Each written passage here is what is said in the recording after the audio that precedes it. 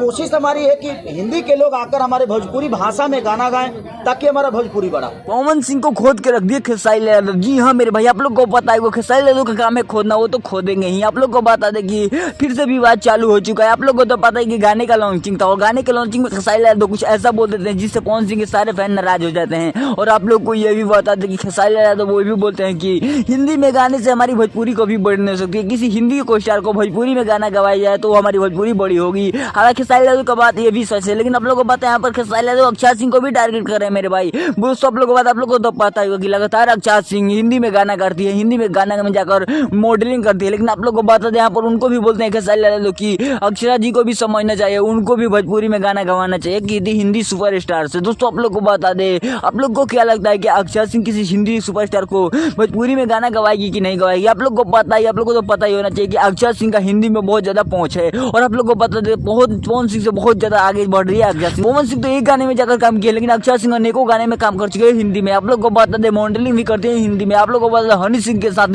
Stage show करती है। आप लोग को बता दें यहाँ पर क्या लगता है कि अक्षय सिंह का गाना आएगा कि नहीं आएगा? हालांकि हिंदी लेवल पर इनका गाना जरूर आना चाहिए। सारी आप को देने वाले इस चैनल पर सब्सक्राइब कर लीजिएगा। मिलते हैं किसी नए वीडियो में किसी नए टॉपिक के साथ, तब तक के लिए बाय।